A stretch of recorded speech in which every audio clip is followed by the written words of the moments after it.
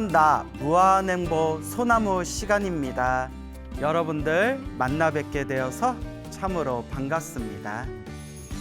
우리 서가모니 부처님 시절의 일입니다. 부처님께서 널리 중생을 제도하고 계실 때 어느 한 성에 돈이 참 많은 그런 큰 부자가 살고 있었다고 합니다. 이 돈이 많은 큰 부자가 있었는데 이 부자가 어느 여인을 만나서 결혼을 하고 10달 후에 딸을 낳았다고 합니다. 아주 예쁜 딸을 낳았는데 아이고 세상에 딸 이마에 진주로 만들어진 화만은 꽃다발이라고 우리가 번역을 합니다. 꽃다발, 화만, 이마에 진주로 만들어진 화려한 꽃다발, 진주 화만을 딱 이마에 쓰고 태어난 겁니다. 그러니까 부모님이 깜짝 놀란 거예요. 아기가 응애하고 태어났는데 진귀한 보석으로 만들어진 화만, 꽃다발, 진주 꽃다발, 진주 화만을 이마에 딱 걸친 채 태어나게 된 겁니다. 그러니까 갓난아이가 태어날 때 머리에 진귀한 보석으로 만들어진 꽃다발을 이마에 쓰고 태어난 것을 우리가 두 가지로 해석해 볼 수가 있을 것 같아요. 첫째는 이야기 그대로, 글자 그대로 머리에 진주로 만들어진 화려한 보석 꽃다발을 실제로 이마에 쓰고 머리에 쓰고 태어났다라고 글자 그대로 해석해 볼 수도 있고요. 좀 우리 현대인의 입장에서 바라봤을 때는 이마에 진주 꽃다발을 쓰고 태어났다는 뜻이 태어나는 그 순간부터 엄청난 엄청난 재물복을 가지고 태어났다. 재물복을 가지고 태어난 것을, 큰 재복을 가지고 태어난 것을 이마에 진주 화만, 진주 꽃다발을 쓰고 태어났다. 이렇게 이제 해석해 볼 수도 있겠죠. 어쨌거나 머리에 진주 화만을 쓰고 태어난 이 여자아이의 이름을 진주 꽃다발, 진주 화만을 쓰고 태어났다 해서 이름을 진주만이라고 이름을 지어줬다고 합니다. 진주만, 진주 꽃다발의 준말이 되겠습니다. 진주만이라는 이름을 가지게 되었는데요.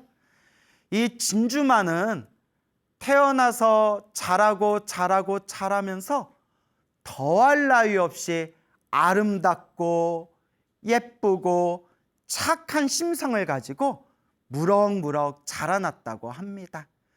그리고 무엇보다 자비심이 가득해서 어딜 길을 갈 때 그렇게 배고프고 굶주리고 가진 게 없고 힘들고 괴로운 가난한 사람들을 보면 언제든지 아무렇지도 않게 자기가 머리에 달고 있는 진주 꽃다발을 벗겨서 그 진주로 만들어진 진귀한 그 진주 화만, 진주 꽃다발을 가난한 사람들에게 나눠줬는데 가난한 사람들에게 주기 위해서 자기 머리에 있는 진주 꽃다발을 벗겨내면 또 생기고 또 생긴 걸 벗겨나면 또 새로운 진주 화만이 또 생기고 또 다른 사람들 주려고 벗겨내면 또 그 자리에서 새로운 진주 화만, 진주 꽃다발이 또 생기고 그래서 항상 머리에 아름답고 찬란한 진주 꽃다발을 머리에 쓰고 있는 그런 아름다운 여인으로 자라났다고 합니다. 예쁘고 착하고 집안도 좋고 수많은 사람들 사이에서 그 칭찬하는 이야기가 세상에 자자했다고 합니다. 그때 부처님을 독실하게 믿고 의지하는 수달장자라는 또 큰 부자가 있었습니다. 이 수달장자가 진주만이라는 어린 여인이 참으로 착하고 복이 많다. 그리고 참 예쁘고 착하고 복이 많다라는 소식을 듣고는 자기 이제 며느리감으로 딱 점을 찍게 됩니다. 그래서 집안끼리 서로 이야기를 나눠서 이 진주만이라는 이 여인이 그 수달장자의 아들과 결혼을 해서 수달장자의 며느리가 됩니다. 결혼을 하고 결혼 생활을 하면서도 이제 항상 사람들에게 널리 베풀기를 좋아하다가 어느 날 문득 이 세상의 덧없음과 무상함을 느끼게 됩니다. 그리고 남편하고 함께 머리 깎고 출가를 해서 스님이 됩니다. 와, 참 그러기가 쉽지 않잖아요. 근데 그 남편도 불심이 참 깊었나 봐요. 남편하고 서로 이야기를 잘해서 그렇게 집안의 허락을 받고 머리 깎고 출가해서 부부가 함께 비구니가 됩니다. 진주만이라는 이 여인이 이제 출가하기 위해서 부처님이 계신 사원을 가니까 부처님께서 진주만이 가까이 다가오는 것을 보고 부처님께서 이와 같이 말씀하십니다. 잘 왔노라 비구니여. 잘 왔노라, 잘 왔도다 비구니여 라는 서가모니 부처님 그 한 말씀에 이 진주만의 머리카락이 우수수수 다 떨어져서 빡빡 깎은 삭발한 머리가 되고 입고 있던 화려한 옷은 뿅 하고 그 자리에서 이제 스님들이 입는 승복으로 가사로 이제 옷이 짠 하고 바뀌게 됩니다. 그렇게 머리 깎고 가사를 입고 출가해서 비구니가 된 이 진주만 비구니는 부처님 아래 열심히 수행을 하고 열심히 정진해서 아주 짧은 시간 안에 모든 번뇌와 욕망이 사라진 거룩한 성자, 윤회에서 벗어난 거룩한 성자 아라한이 됩니다. 그래서 아라한 진주만 비구니가 됩니다. 그때 수많은 스님들과 불자들이 서가모니 부처님께 찾아가서 서가모니 부처님께 여쭈어 봅니다. 부처님, 저 진주만 비구니는 어떤 공덕의 인연이 있어서 저렇게 부잣집에 태어나고 태어날 때마다 태어났을 때부터 저렇게 머리에서 아름답고 화려한 그런 진주 꽃다발, 진주 화만을 머리에 쓰고 태어났고 그리고 저렇게 아름다운 얼굴로 자라다가 큰 부잣집에 며느리로 시집을 갔는데 남편하고 같이 머리 깎고 출가해서 저렇게 비구니 스님이 되어 어떻게 저렇게 짧은 시간 안에 번뇌와 욕망이 사라진 거룩한 성자 아라한이 된 것입니까? 저 진주만 비구니에 어떤 공덕 인연이 있는 것입니까? 라고 부처님께 그렇게 여쭈어 봅니다. 부처님께서 이와 같이 말씀하십니다. 이 모든 것이 자기가 지은 업의 인연이다. 다 자기가 지은 공덕의 인연이다. 내가 지금 저 진주만 비구니의 전생 인연 공덕에 대해서 이야기해 줄 터이니 그대들은 자세히 잘 듣도록 하여라. 머나먼 헤아릴 수 없는 머나먼 과거 전생에 가섭 부처님, 지금 이제 서가모니 부처님의 시대지 않습니까? 서가모니 부처님 이전에 가섭 부처님 시대 때 가섭 부처님께서 세상에 출현하시고 널리 중생들에게 법을 설하고 계셨습니다.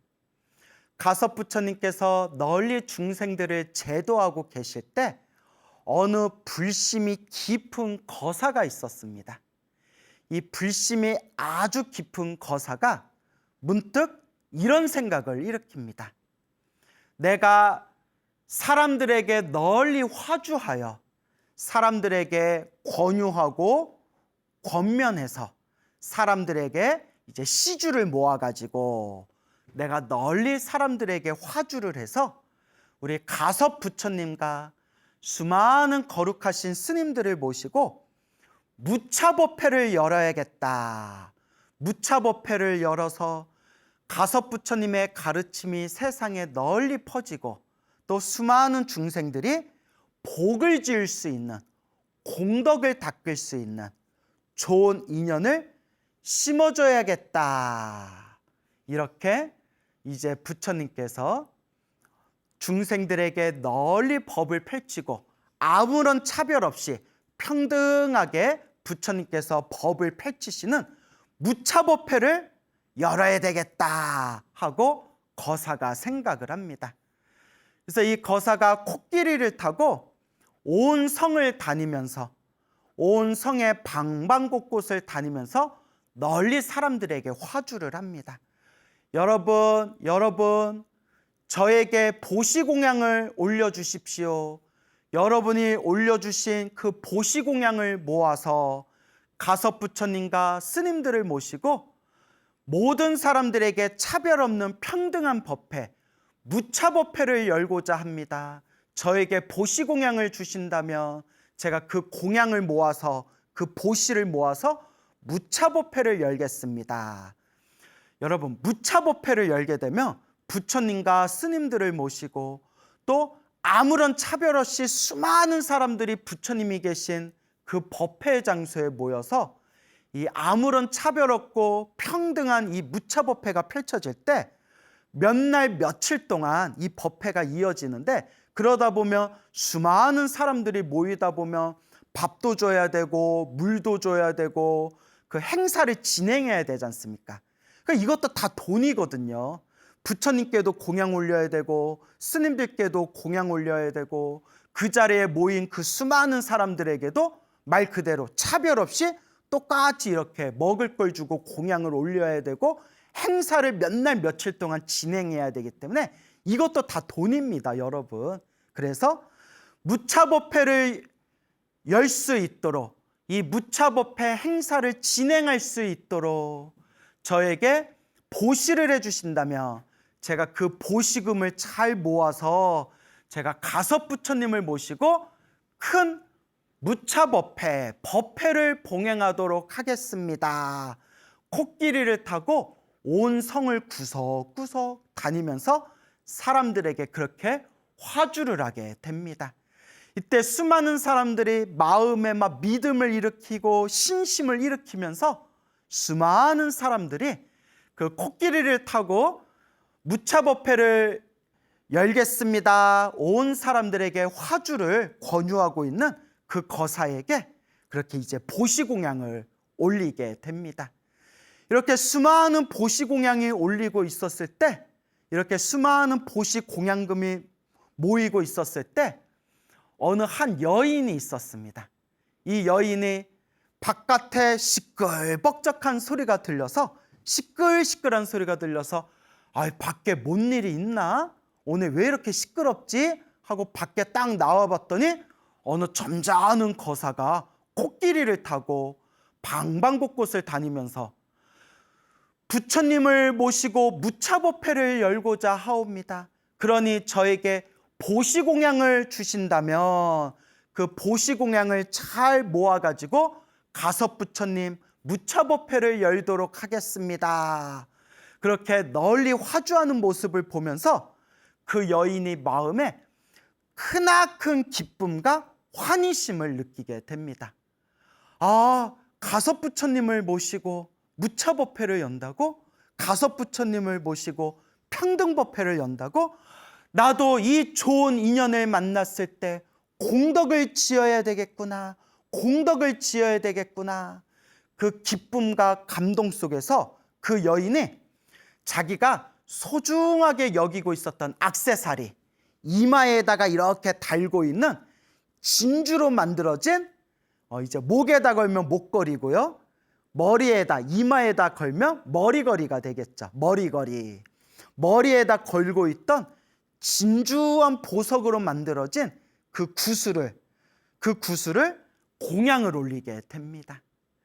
가섭부처님의 무차법회가 원만하게 성취되기를 발언합니다 하고 자기가 아주 아끼던 머리에 이마에 걸고 있었던 그 진주보석으로 만들어진 그 귀한 구슬을 이제 그 코끼리를 타고 있는 거사에게 우리 가섭부처님 무차법회가 원만히 성취되기를 발언합니다 하면서 공양을 올리게 됩니다.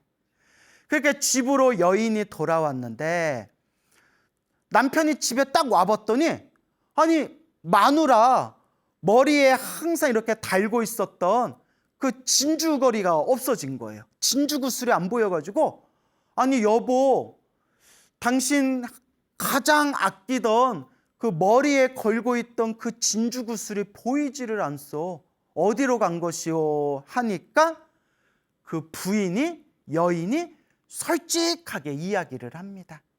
어느 코끼리를 타고 있는 거사가 화주를 해서 보시 공양을 모은 뒤에 가섭부처님을 모시고 무차법회를 연다고 하길래 제가 신심이 복받쳐서 마음의 기쁨이 복받쳐서 제가 가장 아끼는 이 진주 구슬을 공양 올렸습니다 하니까 다른 남편 같았으면 난리 났을 거예요.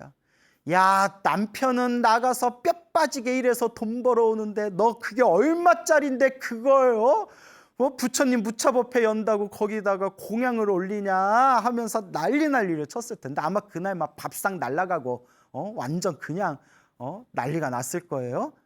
근데 이 남편도 불심이 깊은 사람이었나 봐요. 딱 그걸 듣고 하는 얘기가 아이고 잘했어. 아이고 잘했어. 정말 잘했어. 나도 공양을 올리겠어 하면서 남편도 자기가 가지고 있는 진귀한 보석을 그 가섭부처님의 무차법회가 원만 성취하기를 그렇게 발언하면서 공양을 올리게 됩니다. 그렇게 집으로 돌아온 남편과 아내가 너무너무 기쁜 마음에 남편과 아내가 합장하면서 이와 같이 발언하고 이와 같이 축원합니다. 거룩하신 부처님, 저희가 부처님의 무차법회가 원만하게 성취되기를 바라는 마음에서 정성껏 이 보배를 공양 올린 이 공덕으로 저희들이 태어날 때마다 항상 지옥 악의 축생에 떨어지지 아니하게 해주시고 인간 세상 천상 세계에 태어날 때마다 항상 복을 누리게 해주시고 항상 태어날 때마다 항상 보석을 가지고 세상에 태어나게 해주십시오. 저희가 보배와 보석을 보시 올린 이 공덕의 힘으로 태어날 때마다 보석을 가지고 태어나게 해주십시오라고 발언을 하였다고 합니다. 이와 같이 석가모니 부처님께서 과거 전생 이야기를 들려주시면서 부처님께서 이와 같이 말씀하십니다. 그대들이여 그때 머나먼 과거 전생에 가섭부처님이 세상에 출현하셨을 때 가섭부처님의 무차법회가 원만 성취하기를 바라는 마음에서 그때 보배를 공양 올렸던 그 아내와 남편이 이번 생에 바로 석가모니 부처님 이 시대에 태어난 저 수다따 장자의 아들이었던 그 남편과 그리고 태어날 때부터 이마에 진주꽃다발, 진주화만을 가지고 태어났던 바로 그 진주만이라는 그 여인이었고 그때 그와 같이 정성스럽게 공양을 올린 공덕의 힘으로 이번 생에도 이렇게 귀하고 좋은 가문에 태어날 수가 있었던 것이고 그 수없는 과거 전생에 함께 복을 지었던 공덕의 힘으로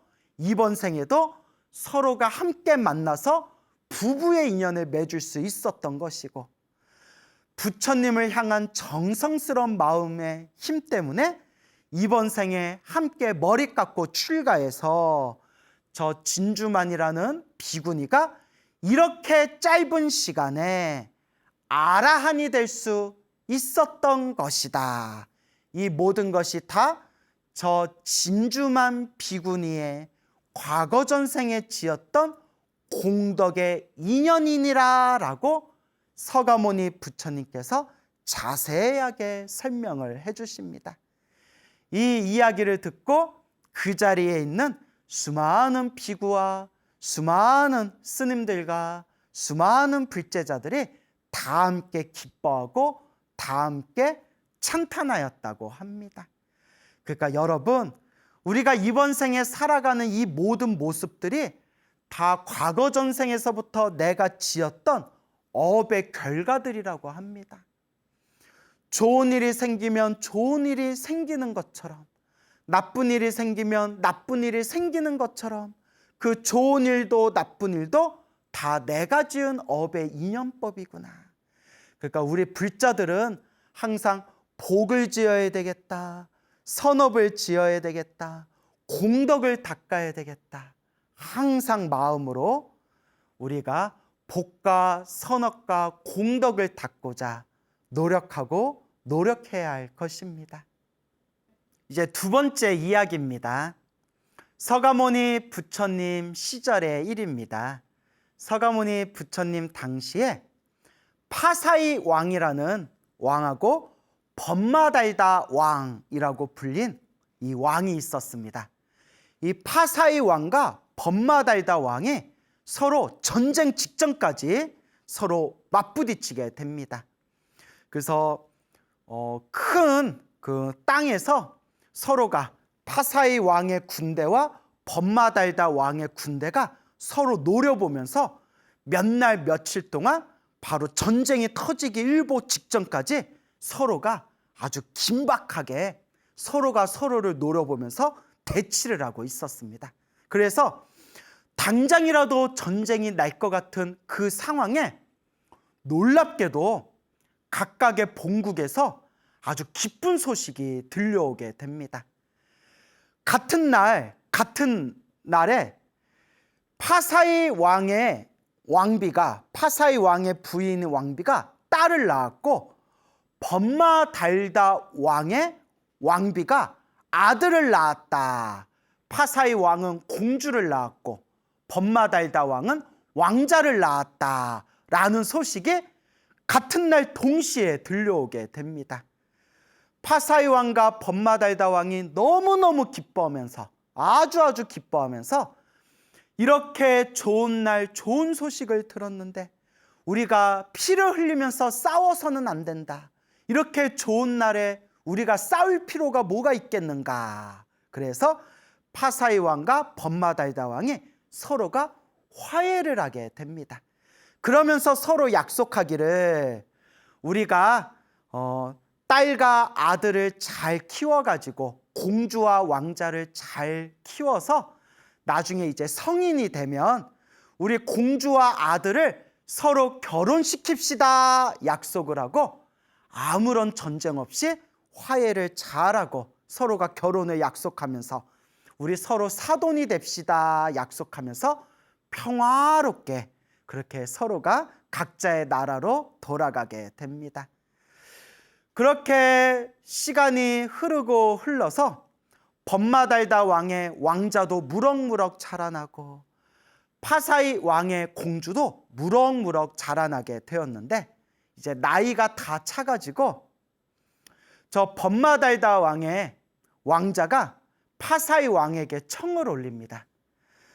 예전에 서로가 약속한 바가 있으니 제가 파사이 왕의 공주님과 결혼하겠습니다. 서로가 약속한 대로 우리 둘의 혼인을 이제 허락해 주십시오. 결혼하겠습니다. 그러니까 파사이 왕도 너무 기쁜 거예요. 그래서 그러면 우리 날을 잡아서 내 딸인 공주와 딱 결혼합시다라고 이제 서로가 약속을 하게 되었는데 이 소식을 듣고 파사이 왕의 딸이었던 공주가 아버지 파사이 왕을 찾아가게 됩니다. 아버지, 드릴 말씀이 있습니다. 오, 그래 공주야. 무슨 말을 하고 싶으냐?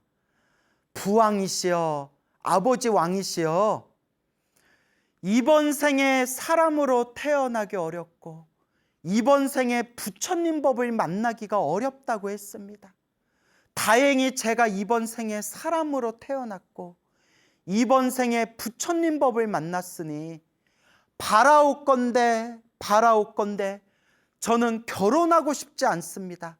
머리 깎고 출가해서 부처님의 제자, 비구니가 되고 싶습니다.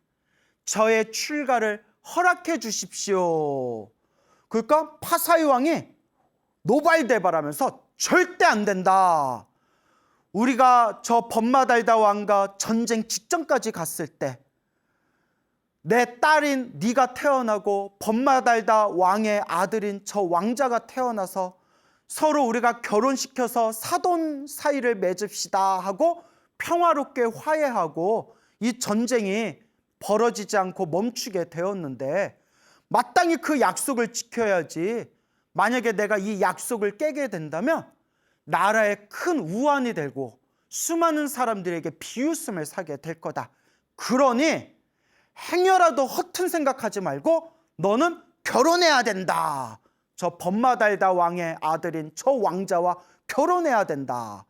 아니 남들은 왕자하고 결혼 못해서 난리인데 너는 뭐 머리 빡빡 깎고 출가하겠다고 그러냐. 안 된다 하고 이제 노발대발합니다. 그리고 파사이 왕이 얘가 괜히 허튼 생각 품기 전에 당장이라도 이거 빨리 결혼시켜야 되겠다라는 생각이 들어서 급하게 사신을 보내서 일주일 후에 만나가지고 일주일 후에 바로 우리 결혼합시다. 속전속결 빨리 결혼시킵시다 라고 사신을 보냅니다. 그러니까 저 법마달다 왕의 그 왕자도 그러면 제가 공주님이 있는 곳에 직접 가서 결혼식을 하도록 하겠습니다. 일주일 후에 뵙겠습니다 라고 이제 또 연락을 받게 됩니다. 영락없이 일주일 후에 얼굴 한번 본 적 없는 이제 왕자하고 결혼하게 생기니까 이 공주가 답답한 마음에 호련히 저 궁전 가장 높은 누각 위에 올라가 가지고 저 늦은 밤에 환한 보름달을 보면서 저 멀리 계시는 서가모니 부처님이 머무르고 계시는 기원장사 쪽을 향하면서 기수고 고도건 기원정사 쪽을 향하여 무릎을 꿇고 합장하고 간절하게 기원정사에 계신 서가모니 부처님께 기도를 올립니다. 부처님께서는 자비로운 마음으로 모든 중생의 괴로움을 어루만져 주시고 구제해 주신다고 합니다. 부처님, 부디 저의 괴로움을 구제해 주십시오. 부처님, 저의 괴로움을 구제해 주십시오. 간절히 기도하고 있었을 때 기원정사, 기수고 고도건 기원정사에 머무르고 계시던 서가모니 부처님께서 그 공주의 정성스럽고 갸륵한 그 마음을 꿰뚫어 보시고는 호련히 신통력을 펼쳐서 그 무릎 꿇고 합장하고 있는 공주의 눈앞에 짠 하고 서가모니 부처님이 나타나십니다. 그리고 서가모니 부처님께서 갖가지 아름다운 음성으로서 수없는 법문을 해주시면서 그 공주의 마음을 자비로운 손길로 어루만져 주십니다. 그때 부처님의 거룩한 음성 속에서 부처님의 자상한 법문을 듣다가 이 공주가 호련히 마음이 열리면서 아나함이라는 깨달음을 얻게 됩니다. 아나함이라는 깨달음을 얻게 됩니다. 그래서 불교에서는 아라한이 되는 4단계의 깨달음이 있다고 했죠. 1단계 수다원, 2단계 사다함, 3단계 아나함, 4단계가 아라한. 그래서 수다원, 사다함, 아나함, 아라한, 이 네 단계의 깨달음 중에서 세 번째 깨달음, 아나함의 깨달음을 환하게 깨닫게 됩니다. 그리고 약속대로 일주일이 지났을 때 왕자가 이제 수많은 사람들을 이끌고 공주님이 있는 궁전까지 찾아오게 됩니다.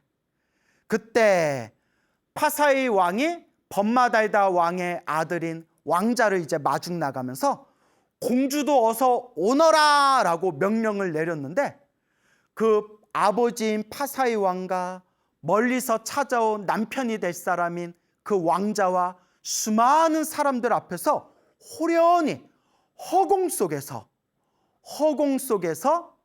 공주가 짠 하고 나타나더니 그 하늘 위에서 공주가 온갖 신통 변화를 일으키면서 수많은 사람들 앞에서 신통력을 자유자재로 펼쳤다고 합니다. 아나함이라는 깨달음을 얻으면서 묘하고 묘한 신통력을 얻게 된 겁니다. 수많은 사람들 앞에서 신통력을 자유자재로 뿅뿅뿅뿅 하고 보인 뒤에 정중하게 아버지인 파사의 왕 옆에 하늘에서 밑으로 뿅 하고 이제 내려와서 왕자에게 인사를 합니다. 그걸 보고 수많은 사람들이 다 충격을 받아버립니다.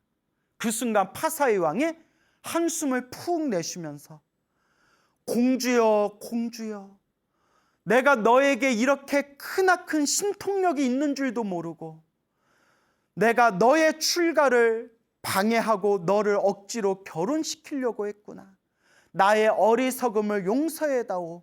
공주여, 네가 원한다면 지금이라도 머리 깎고 출가해서 부처님의 제자가 되어라 라고 파사의 왕이 자기의 딸 공주의 출가를 허락하게 됩니다.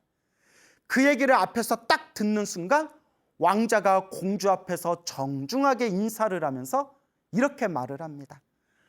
공주님, 공주님, 제가 어리석어서 이렇게 큰 신통력을 갖춘 불심이 깊은 우리 공주님을 내가 억지로 내 아내로 맞이하려고 했습니다. 저의 어리석음을 용서해 주십시오. 공주님께서 머리 깎고 출가하시겠다면 공주님의 뜻을 저는 존중하겠습니다 라고 이제 그 왕자도 공주에게 정중하게 인사를 올립니다.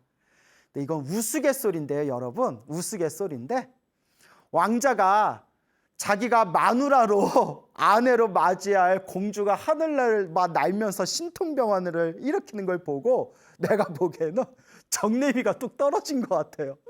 세상에 그런 여자를 어떻게 데리고 살아요? 그러잖아요.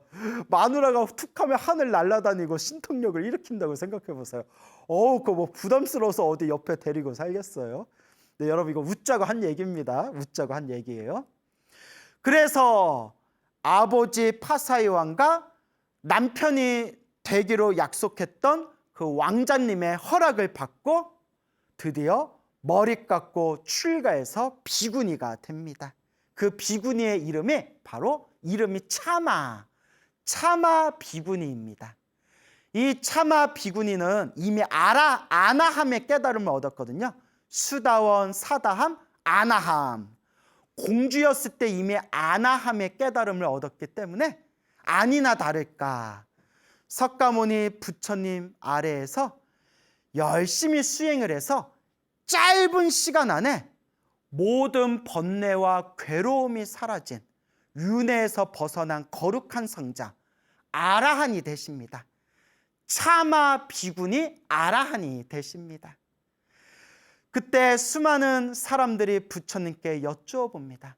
부처님, 저 차마 비구니는 전생에 어떤 인연이 있어서 왕의 딸인 공주로 태어났고 공주의 신분으로 아나함이라는 거룩한 깨달음을 얻었고 저렇게 머리 깎고 출가해서 어떻게 저 짧은 시간 안에 거룩한 성자 아라한이 된 것입니까? 그때 석가모니 부처님께서 말씀하십니다. 모두가 자기가 전생에 지은 공덕의 인연이니라. 그대들은 자세히 듣도록 하여라.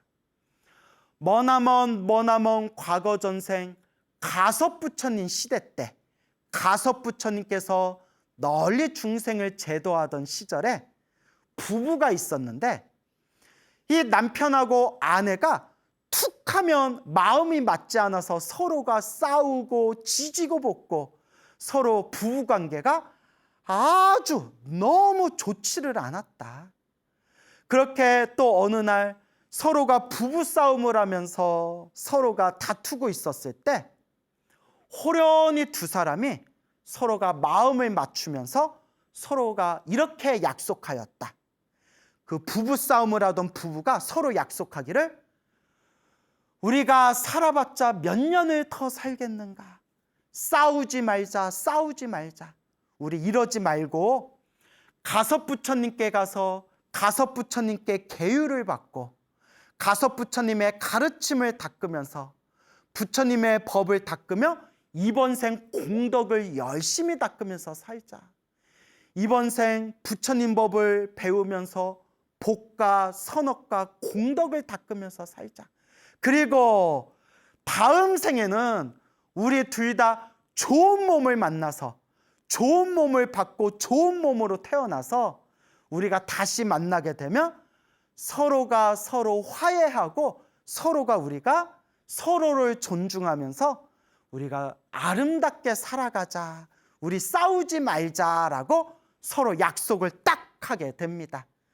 그리고 남은 생애 동안 이 부부가 더 이상 부부싸움을 하지 않고 가섭부처님께 부처님의 가르침을 배우면서 복과 선업과 공덕을 닦으면서 이 부부가 세상을 마치게 되니 이번 생 서가모니 부처님 시대 때 다시 태어났을 때 그때 그 전생의 남편은 이번 생 법마달다 왕의 아들인 왕자로 태어나게 되었고 그때 부인이었던 그 아내는 이번 생 저 파사익 왕의 딸인 공주로 태어나게 된 것이었다. 그리고 이 공주가 나는 머리 깎고 출가하고자 하옵니다 했을 때 과거 전생에 서로 했던 약속대로 전생의 남편이었던 그 왕자가 이번 생의 왕자가 그대의 출가를 존중하겠소. 그대의 뜻을 존중하겠으니 그대는 부처님의 제자가 되시오라고 전생의 자기 아내였던 그 공주의 출가하고자 한 그 뜻을 존중하고 사랑해 준 것이고 과거 전생의 복과 선업과 공덕을 잘 닦았던 그 공덕의 인연으로 이번 생 이렇게 짧은 시간 안에 이 공주가 깨달음을 얻을 수 있었고 머리 깎고 비구니가 된 뒤에는 이렇게 짧은 시간에 아라한이 될 수 있었던 것이다. 이 모든 게 다 자기가 지은 업의 인연이니라 라고 부처님께서 설명해 주시니 그 자리에 있던 수많은 사람들이 다 함께 기뻐하고 찬탄했다고 합니다. 여러분, 모든 게 다 내가 지은 업의 인연법이래요. 좋은 인연도 나쁜 인연도 다 내가 지은 업의 인연법이라고 합니다. 그러니까 여러분 이제 싸우지 마세요. 이제 지지고 볶고 싸우지 좀 마세요. 지금 싸우면 다음 생에 또 만나서 또 싸워야 돼요. 그러니 이번 생 서로가 서로 상처 줬던 나쁜 악연은 다 내려놓고 부처님 이번 생 제가 마음 공부 잘하겠습니다. 성내지 않고 화내지 않고 사람들에게 베풀면서 마음 공부 잘하겠습니다. 다음 생 다다음 생 제가 만나는 인연마다 좋은 인연 만나기를 발언합니다. 좋은 인연도 나쁜 인연도 내가 지은 업의 인연법이다 라는 것을 명심하면서 여러분 우리 이번 생 부처님의 가르침을 잘 닦아 나아갑시다. 예, 만나서 반갑습니다. 예, 광우 스님이라고 합니다. 그 부산에서 아주 불심이 깊은 불자님께서 편지하고 당신이 칠순 기념으로 당신의 신행수기를 하나하나 이렇게 글을 적어서 책으로 만든 그 서적을 보내오셨습니다. 내용이 너무 좋아가지고 일단 제가 편지를 좀 읽어드릴게요. 광우 스님 안녕하세요. 저는 부산에 사는 오도화라고 합니다. 매주 일요일 아침을 가슴 두근거리며 기다립니다. 이번 주에는 어떤 불자의 영험담이 방송될지, 어떤 가피의 힘을 입었을까, 특별한 일이 없는 한 일요일 아침 방송을 빠지지 않고 보려 합니다. 스님께서 항상 웃는 얼굴로, 행복한 얼굴로 재미있게 말씀하시니 더욱더 마음에 와닿습니다. 요즘 불자들이 줄어든다고 스님들께서 걱정하시는데 광우 스님의 방송을 보면서 새로운 불자들이 많이 생겼으면 좋겠습니다. 스님, 다름이 아니라 제가 35년 동안 부처님을 믿고 따르고 공부하면서 부처님 은혜를 헤아릴 수 없을 만큼 받았습니다. 그 은혜 몇만 분의 1이라도 갚고자 해서 부처님과 주위의 인연들과 모든 생명과 자연에 감사하는 마음으로 그동안 한 장, 두 장 써놓은 글들을 작은 책에 담아 부처님 전에 회양하고자 책을 만들었습니다. 광우 스님께도 꼭 드리고 싶어서 저의 책을 보냅니다. 보시고 제가 입은 부처님의 가피 영험담을 전국 불자들에게 널리 알려주시면 감사하겠습니다. 저는 부처님의 가피를 너무 많이 입었습니다. 제 목숨도 몇 번이나 구해주셨고 항상 따뜻한 광명으로 감싸주셨습니다. 스님 감사합니다. 고맙습니다. 전국의 불자들에게 보리심을 내게 해주셔서 감사합니다. 스님 안녕히 계세요. 예, 우리 부산에 계시는 오도화 보살님께서 그게 이제 책을 얇은 이제 책을 몇 권 보내오셨는데 그게 이제 비매품이에요. 비매품. 뭐 시중에 출판해서 책을 팔기 위해서 만드신 게 아니라 당신이 이제 칠순이 돼서 사람들에게 법공양 올리려고 만든 비매품 책이었는데 글이 참 좋더라고요. 단아하고 이제 글이 좋은데 뒷부분에 우리 그 보살님의 아주 놀라운 가피의 이야기가 담겨져 있어서 그걸 읽는 저도 너무나 신심이 났고 또 우리 불자님들에게 소나무 애청자 분들에게 이 이야기를 전해주며 우리 불자님들 신행생활에 큰 도움이 되겠다 싶어서 제가 여러분들에게 이 오도화 보살님의 가피 이야기를 좀 전해드리고자 합니다. 이 보살님께서 젊었을 때부터 기도를 엄청 많이 하셨나 봐요. 그래서 정말 이루 헤아릴 수 없는 어마어마한 수많은 가피를 얻으셨다고 합니다. 그중에 당신께서 특별히 생각나는 것 몇 가지를 책에다 이렇게 간추려서 올리셨는데 저도 읽으면서 너무너무 좋더라고요. 역시 부처님 가피는 살아있구나. 자, 이 부처님 가피를 받으신 이 보살님의 아주 재미난 이야기가 되겠는데요. 36살 때 일이었다고 합니다. 그때도 이제 기도 신행 생활을 오랫동안 많이 하셨겠죠. 근데 실제로 우리가 기도를 많이 하다 보면 어떤 다급하고 위급한 순간에 보이지 않는 어떤 은은한 광명이라든가 어떤 보이지 않는 어떤 은은한 어떤 부처님의 가피 같은 게 나를 감싸주는 것을 실제로 경험하신 분들이 굉장히 많습니다. 요 보살님께서도 36살, 한창 젊을 때죠. 36살에 저 부산 영도 태종대라고 있대요. 아세요? 예, 태종대에 이렇게 약수물이 있나 봐요. 약수 아세요? 예, 어때 다 아시네. 예. 네. 그래서 이제 저 태종대 아주 못 가봐가지고 이제 약수를 뜨러 이렇게 올라가셨나 본데 그 길이 좀 험한가 봐요. 또 이제 몇십 년 전이잖아요. 그래서 이제 태종대에 이제 약수물을 뜨러 처벅처벅 이제 올라가셨는데 약수물 뜨려 하시다가 발을 헛디디셨는지 밑에서 떨어지셨대요. 밑에서 뚝 떨어져서 그 밑에 아스팔트 길에 엉덩으로 굴러서 아스팔트에 그대로 그냥 땅으로 이제 낙하하는 상황이었는데 주변 사람들이 막 비명을 질렀대요. 어우, 저 어떡하냐고, 저 큰일 났다고 했는데 보살님이 딱 떨어지는 순간에 포근한 솜털 같은 것이 자기를 이렇게 안아주더래요. 뭔지 모르겠지만 포근한 솜털 같은 것이 자기를 안아줘가지고 떨어질 때 턱 하고 떨어졌는데 일어나서 멍 하나 들질 않았대요. 지금도 너무나 생각해도 너무나 신비하고 신기한 일이다. 그래서 그때 이제 기억이 아직도 생생하신가 봅니다. 웬만하면 우리 떨어지면 뭐 다리 하나 부러지는 건 예사잖아요. 그러니까 여러분들도 항상 일상생활 가운데 평상시에 무엇을 많이 해라? 예, 기도, 염불을 많이 해라.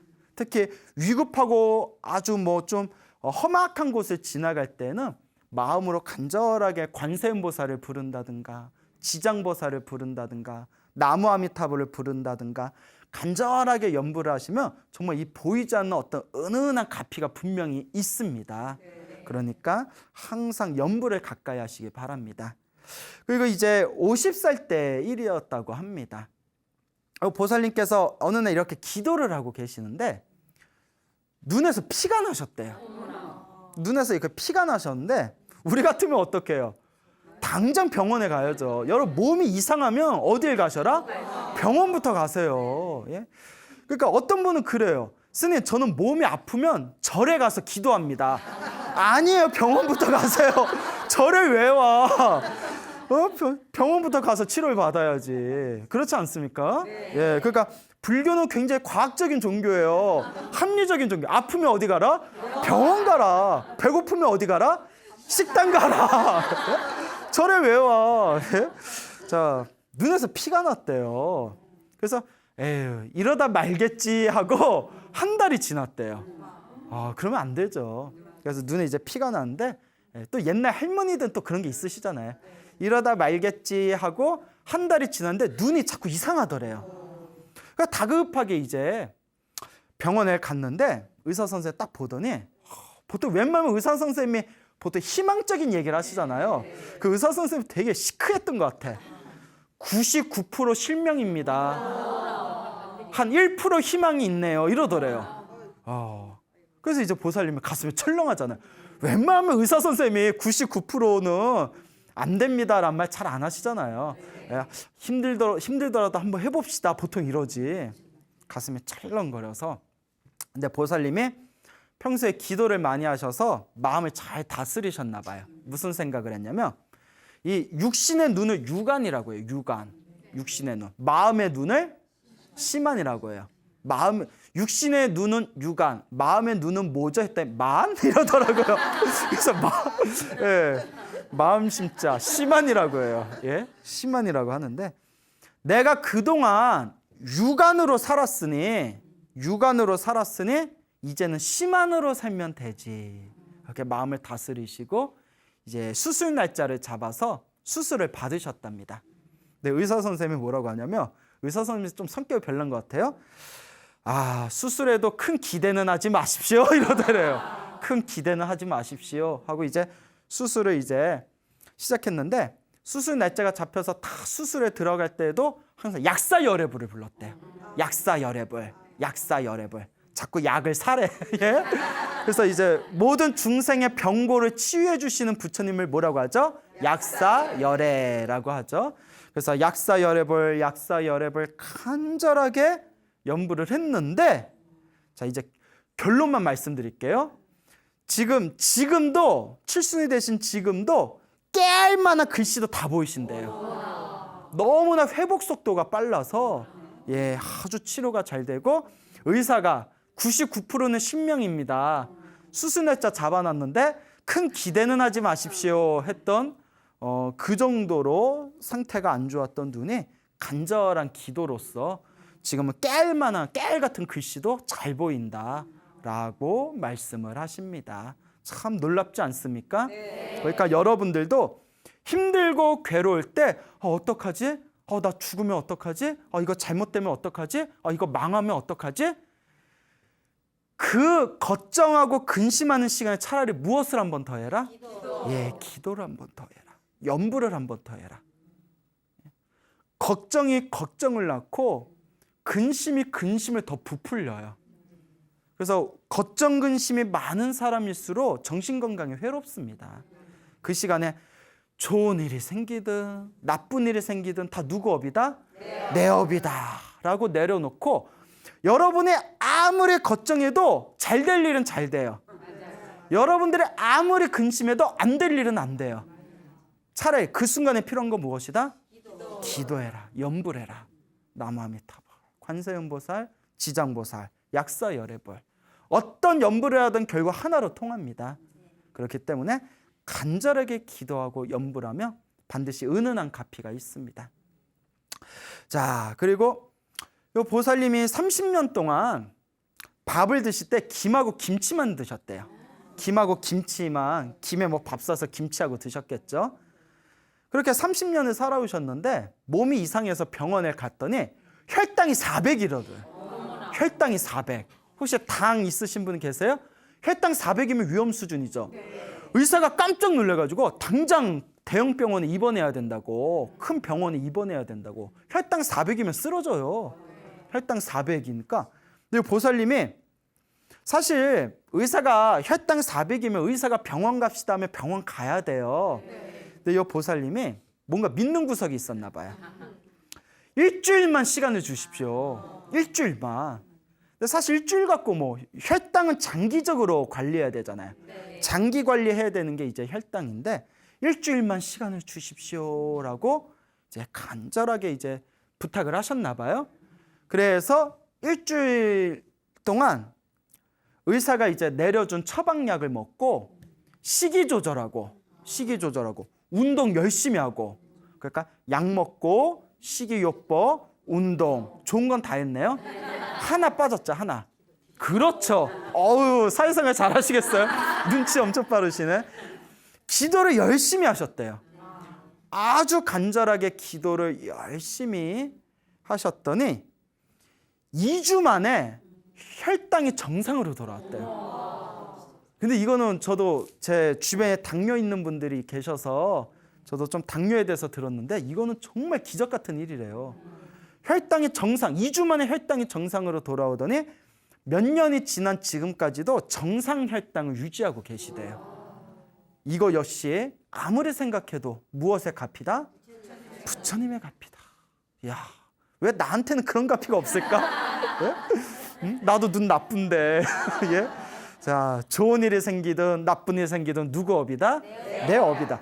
제가 시력이 굉장히 안 좋아요. 그래서 눈에 좋은 약도 많이 먹고 있는데 시력이 굉장히 안 좋은데 제가 눈으로 못된 짓을 많이 했나 봐요. 눈으로 못된 짓 많이 한 게 뭐가 있을까요? 막 여자 훔쳐봤나? 막 이렇게? 목욕하니? 막 이러면서 눈으로 못된 짓을 많이 했나 봐요. 제가 눈 때문에 고생을 많이 했거든요. 근데 이것도 누구의 업이다? 나의 업이다 라고 말씀드리고 싶습니다. 그리고 이 보살님이 또 재미난 경험을 하셨어요. 환갑이 되셨을 때. 언제? 환갑이 되었을 때 1월 1일 날, 환갑되던 1월 1일 날 꿈을 꾸셨대요. 꿈에 부처님이 나타나셨대요.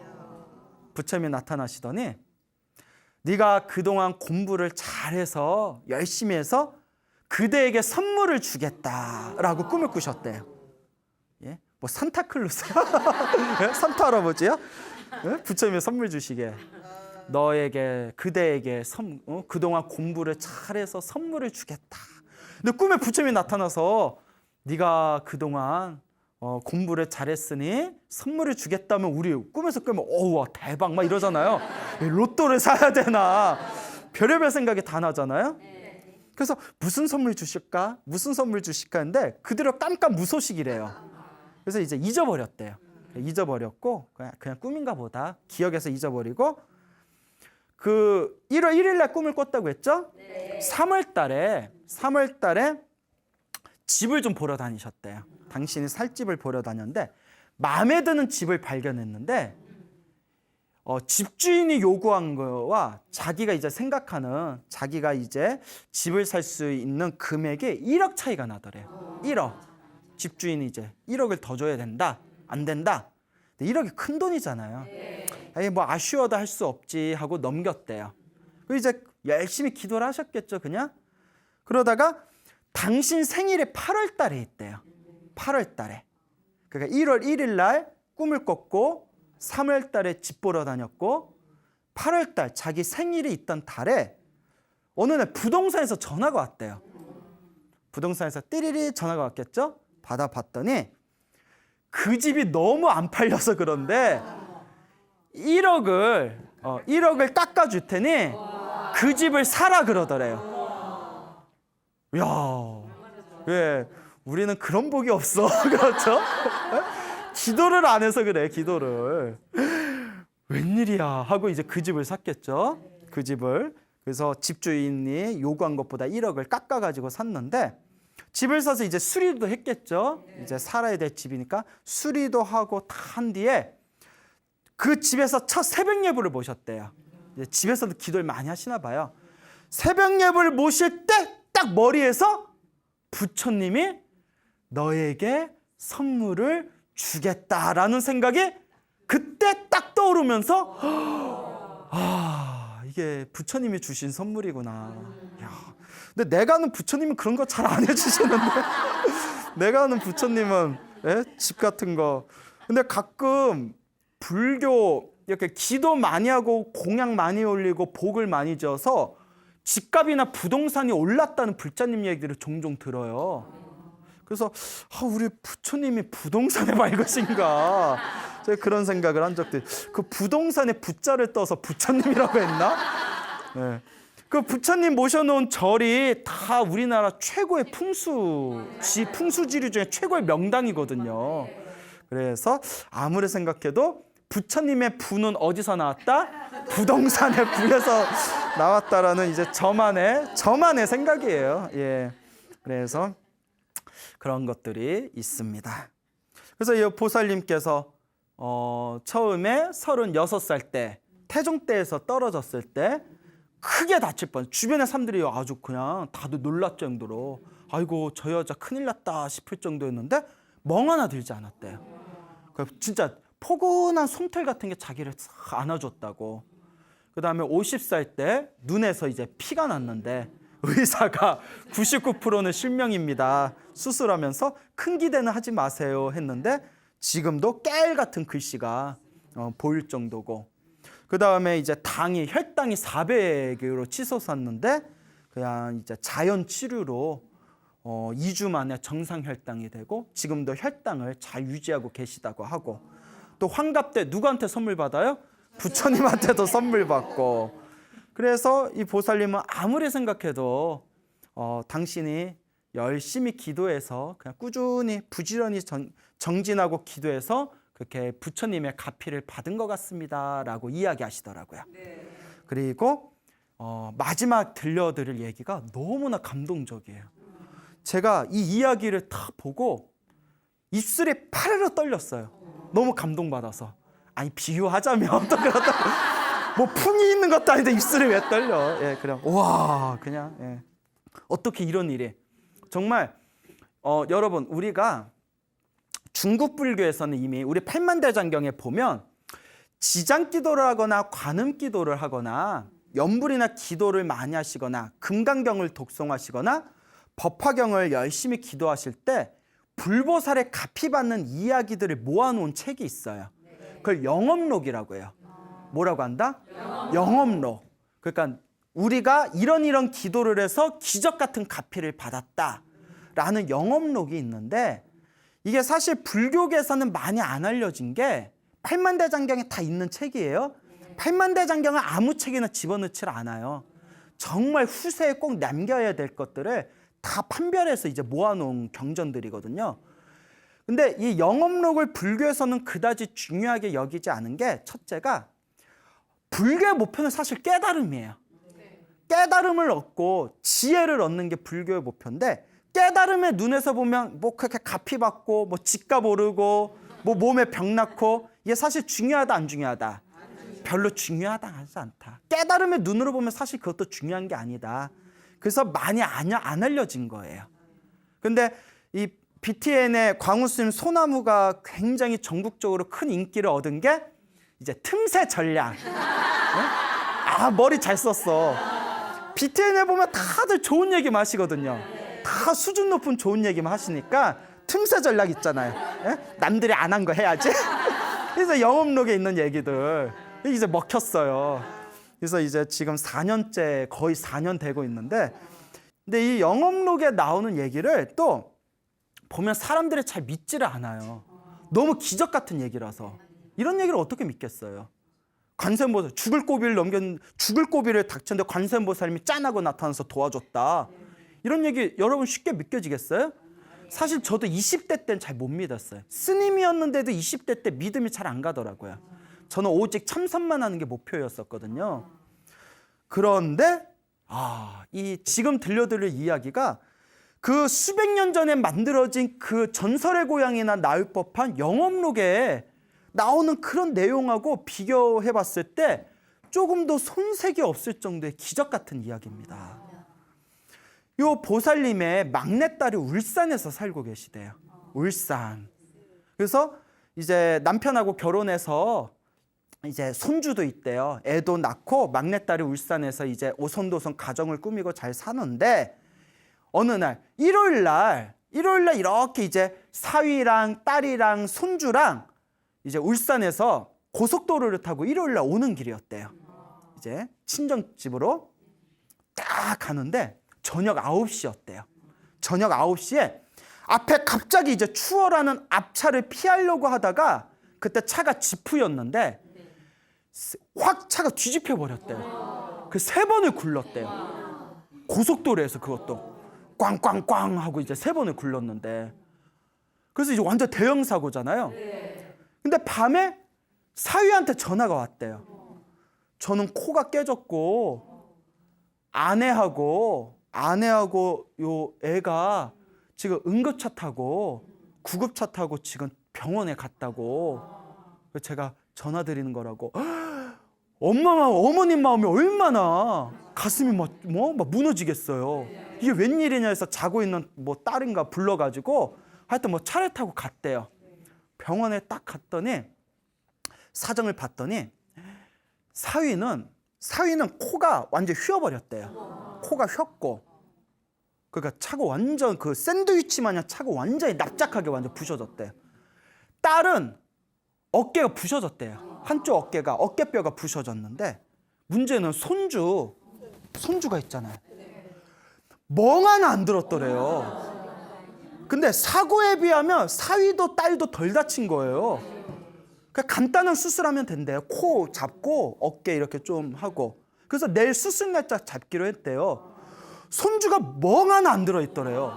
야, 이게 웬일이냐 하는데 딸이 하는 얘기가, 엄마한테 하는 얘기가, 차 사고가 딱 났을 때 딱 한 생각뿐이 안 나더래요. 우리 그런 얘기 있잖아요. 여자는 약해도 엄마는 강하다. 예. 실제로 애 낳고 애 키워봤더니 애 안 낳은 아가씨들은 뭔가 좀 그런 게 느껴지잖아요. 아유, 네가 인생을 몰라. 애 한번 낳아보고, 애한테 젖 한번 물려보고, 애 키워봐야 인생을 알아. 엄마는 강하다고 하잖아요. 우리 같으면 나 죽는다 이랬을 거예요. 차승원 스타 나 죽는다. 그 엄마, 그 딸이죠. 이 손주의 엄마인 이 딸이 딱 무슨 생각이 드냐면, 부처님 우리 아이 살려주세요라는 생각이 딱 들더래요. 부처님 우리 아이 살려주세요. 그 상황에 엄마는 자기 목숨이 중요한 게 아니에요. 차 사고 날 때 누구 생각이 나요? 애기 생각이 난 거죠. 우리 아이 살려주세요 하는 순간 정신을 잃었는데, 그 정신을 잃을 때 비몽사몽에 관세음보살의 아이를 안고 있는 환상을 본 거예요. 그 순간에 부처님 우리 아이 살려주세요 하면서 정신을 잃을 때 비몽사몽에 거룩하신 관세음보살님이 아이를 이렇게 안아주는 환상을 보고 정신을 잃었는데, 애가 멍 하나 안 들었대요. 예? 성인 남자도 코가 휘어지고 성인 여자도 어깨뼈가 부셔졌는데, 이런 이야기를 들으니 우리가 어찌 기도를 안 할 수가 없고 염불을 안 할 수가 있겠습니까? 가피는 분명히 뭐하다? 있다. 이런 얘기를 듣고도 염불을 안 하고 이런 얘기를 듣고도 기도를 안 하는 사람은 이번 생 가망 없어. 그냥 막 살아. 괜찮아, 막 살아. 예, 뭐 이런 얘기 들어도 염불을 안 하는데 뭐 어쩔 거예요. 예? 더 이런 얘기보다 더 감동적인 얘기가 어디 있어요? 예? 그리고 그 보살님이 평생 불심으로 평생 절에 다니시고 그 평생 동안 기도하시면서 하셨던 분 설마 자기 딸하고 자기 손주 갖고 거짓말하겠어요? 보살님이 너무나 감사드린다고, 정말 부처님 은혜에 감사드립니다라고 책에 쓰여져 있더라고요. 자, 그러니 여러분 항상 염불하세요. 기도를 어떻게 해야 될지 모르겠습니다라는 이야기 자주 듣거든요. 그럼 일단 천수경 반야신경부터 외우세요. 예불문, 천수경, 반야신경부터 외우고 그 외우는 것 자체가 기도예요. 그리고 항상 노는 입에 뭐 해라? 염불해라. 아침에 눈 뜨면 저녁에 잠들 때까지 그냥 뭐 비타민 C 뭐 이러고 뭐 십장생 이러고 뭐 이렇게 막 욕하지 마시고 노는 입에 뭐 해라? 염불해라. 항상 관세음보살 혹은 지장보살 혹은 아미타불. 여러분 제가 다시 한번 말씀드립니다. 어떤 염불을 하든 결국은 하나로 통한다. 많은 분들이 물어보세요. 많은 분들이 물어보시는 게 선생님 관세음보살 부를까요? 지장보살 부를까요? 아미타불 부를까요? 무엇을 부를까요? 하던 거 해 라고 이야기해요. 다 하나로 통한다. 알겠죠? 다 결국은 하나로 통합니다. 중요한 거는 마음을 하나로 모으는 게 중요해요. 이것을 일념이라고 합니다. 따라해보세요. 일념. 예, 생각을, 내 마음을 하나로 꿰뚫는 거. 그러니까 관세음보살을 부르든 지장보살을 부르든 옴마니 법매음을 부르든 내 생각이 그렇게 하나로 싹 모이면 거기에 어마어마한 무시무시한 그런 부처님의 가피와 에너지를 느끼게 됩니다. 그리고 중요한 거, 또 많이 받는 질문 중에 하나인데 선생님 염불하면 자꾸 망상이 생겨요. 자꾸 망상이 생기는데 어떻게 해요? 제가 항상 드리는 말씀이 있어요. 보살님, 염불하면서 망상이 안 생기면 도인이에요. 무슨 말인지 알겠어요? 그럼 도인이라고. 우리 중생은 염불하면서 망상이 생기는 게 당연하다. 왜 당연한 것 같고 왜 자꾸 거부를 하느냐. 밥 안 먹으면 뭐 하는 게 당연해요? 그렇죠. 잠 안 자면 졸리는 게 당연하고 염불하고 기도하면 잡념이 생기는 게 당연해요. 그래서 배고프면 뭐 하면 돼요? 밥을 먹으면 되고 졸리면 어떻게 돼요? 잠을 자면 되고 기도하면서 망상과 잡념이 생기면 뭐 하면 될까요? 그렇죠. 그냥 하던 기도에 계속 집중하면 돼요. 망상이 생기거나 말거나 나는 내가 하는 기도에만 집중하겠다. 그러면 어느 순간 점점 망상이 스르르르 가라앉게 됩니다. 그러니까 오로지 일념이 중요합니다. 그래서 예전에 소나무에서도 했던 얘기인데 그 옛날 큰 스님들은 염불할 때 머리에 불 붙은 듯이 염불하라고 했어요. 머리에 불 붙으면 딴 생각이 나요, 안 나요? 안 나잖아요. 머리에 불 붙었는데 오늘 그녀를 만나서 뭘 먹을까? 뭐 이런 거 생각 안 나잖아요. 머리에 불 붙은 거 끄듯이 염불하라는 거예요. 예? 나무아미타불 관세음보살. 그런데 어느 그 소나무 그 애청자이신 노보살님께서 이런 얘기 하시더라고요. 당신이 버스에서 배탈이 났대요. 당장이라도 터질 것 같더래요. 큰 게. 당장이라도 터질 것 같았는데 너무 배가 아파서 막 참을 수가 없어서 막 힘을 줘도 안 되는 거야. 그래서 손목에 끼고 있는 염주를 빼서 관세음보살을 막 불렀대요. 관세음보살 했는데 갑자기 온몸에 땀이 쑥 빠지면서 배가 편안해지더래요. 그러면서 하신 말씀이 자기 인생에 그렇게 간절했던 염불이 없었대요. 굉장히 이게 중요한 비유예요. 자기 인생에 머리에 불난 거는 우리가 실험해봐야 못해요. 못하죠. 머리에 불 나는 건 우리가 실험해 볼 수가 없잖아요. 머리에다 뭐 신나 뿌리고 불 붙일 거예요? 그런데 우리가 그래서 머리에 불 붙은 거 끄듯이 연불 해라 하면 우리가 마음에 잘 안 왔잖아요. 10초 후에 항문이 터질 것 같은 그런 마음으로 연불을 해라. 그렇게 이제 일념이 중요합니다. 좀 더럽죠? 예. 그래서 이와 같이 항상 연불하고 기도하면 이와 같은 미묘한 가피가 있습니다.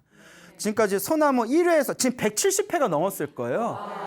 170회 동안 이와 같은 신비한 이야기가 소나무에 엄청 제가 자주 설명을 드렸습니다.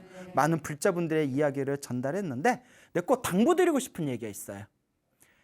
신기한 것에 너무 집착하지 말아라. 신기하고 신비한 무언가에 집착하지 말아라. 그런 거에 집착하기 시작하면 마음이 엇나가요. 무슨 얘기인지 알죠? 그래서 옛날 팔만대장경에 있는 영업록이 실제로 있었던 일이지만 영업록을 큰 스님들이 사람들한테 널리 강조를 안 한 게 너무 신비하고 신기한 거에 집착할까 봐 그랬던 거예요. 그래서 우리 불자님들도 기도를 하고 연불을 해서 좋은 일이 생기는 것도 결국 누구 복이다? 그냥 내 복일 뿐이에요. 생기면 고맙고 안 생긴다고 기도 안 할 거예요? 아니잖아요. 단 중요한 거 너무 신기하거나 신비한 것에 절대 집착하지 말아라. 진정한 기도의 목표는 결국 깨달음이에요. 기도와 연불을 통해서 내 마음을 맑고 깨끗하게 만드는 게 핵심이에요. 그래서 실제로 우리 불자님들 꼭 새겨 들으셔야 됩니다. 절에 있다 보면 10년, 20년, 30년, 40년, 50년 평생 절에 다니셨는데도 훌륭하신 분들도 많지만 뭐하러 절에 다녔을까 생각될 정도로 마음을 옹졸하게 쓰는 분들이 의외로 많아요. 입으로 막 구업을 짓고 막 해서는 안 될 말을 하고 절에서도 뒤에서 막 뒷담화하고, 예? 절에 다닌다고 하면서 항상 절에 다닐 때 부처님 말씀이 마음 잘 써라라고 가르치셨는데 뒤에서 보면 항상 그 마음을 아주 그냥 옹졸하고 좁게 쓰고 자기 이기적으로 쓰시는 분들도 의외로 종교를 믿는 사람들 중에 많아요. 그래서 의외로 다른 종교까지 포함해서 종교를 믿다가 그만두신 분들 중에 아유 종교인들 하는 거 봤더니 그냥 내 양심 믿고 사는 게 더 낫겠더라 해서 종교를 안 다니는 분들도 실제로 제가 들었어요. 가봤더니 그 세계도 골치 아프더라고. 진짜 들었어요. 그렇기 때문에 우리 불자님들은 꼭 반드시 명심하셔야 됩니다. 부처님한테 와서 뭐 해주세요, 뭐 해주세요, 뭐 해주세요. 신비하고 신기한 거 얻어가려고만 하지 말고 복 짓고 선업 짓고 공덕 쌓고 내 마음을 잘 쓰면 부처님이 알아서 도와주세요. 아까 그 보살님도 부처님한테 나 선물 줘, 선물 줘. 쌩떼 부는 거 아니잖아요. 그냥 뭐 부처님 꿈에 나타나서 선물 줄게 뭐 이랬지. 자기의 마음을 잘 쓰는 게 불법의 핵심입니다. 그런데 우리 이 소나무를 보시는 애청자들 분들께서는 내가 불교를 믿는 목표가 어디에 있는지, 내가 기도하는 목표가 어디에 있는지, 내가 복을 짓고 선업을 쌓고 공덕을 쌓으려는 목표점이 어디에 있는지를 정말 신중하게 고민해 보시기 바랍니다. 네, 불교의 목표는 신비하고 신기한 것을 구하는 것이 아니다. 다만 가장 중요한 것은 이 마음을 잘 다스리고 이 마음을 깨치는 것이 진정한 기도의 의미가 되는 것이고 연불과 복 짓고 선업 짓고 공덕 쌓는 진정한 목표가 되는 것이다 라는 것을 제발 꼭 명심해 주시기 바랍니다. 알겠죠? 네. 자, 대만에서 있었던 일이라고 합니다. 대만에 어느 부부가 있었대요.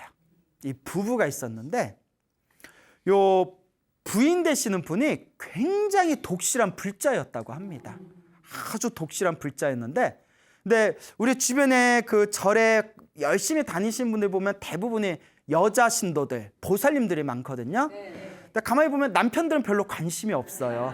예. 근데 절에 가는 걸 남편들이 싫어하진 않는데요.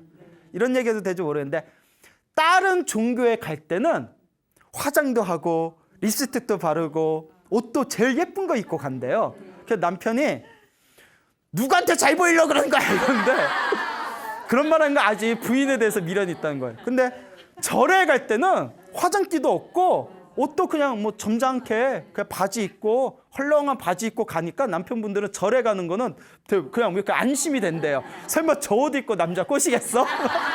예, 자, 웃자고 한 얘기예요. 예, 저도 들은 얘기예요. 예. 그런데 그 대만의 부부 불자가 있었는데 부인은 이제 아주 독실한 불자인데 남편은 불교에 너무 관심이 없는 거예요. 그 부인이 남편한테 불교 좀 믿어라. 불교 좀 믿어라. 얘기해도 그딴 거 다 미신이야. 그딴 거 다 미신이야. 다 소용없어. 하고 그렇게 이제 절에 가는 걸 거부를 하셨대요. 이 부인 되시는 분은 이제 목표가 우리 남편도 불자 되는 게 목표다 할 정도로. 근데 다행히 금술은 좋았나 봐요. 금술은 좋아서 부인이 꼭 절에 갈 일이 있으면 오토바이로 태워주더래요. 야, 타! 딱 태워줘서 절 앞에 딱 내려주고 나 오빠 간다? 뭐 이러면 여보 여기까지 왔는데 부처님한테 절이라도 한번 하고 가 하면 됐다 이러면서 그래서 쫙 이렇게 친데레라고 하죠. 아닌 척하면서 해주는 거. 그러다가 이 거사님이 불자가 된 아주 기가 막힌 그런 사건이 이제 터지게 됩니다. 이 거사님이 이제 그 오토바이를 운전하셨는데요.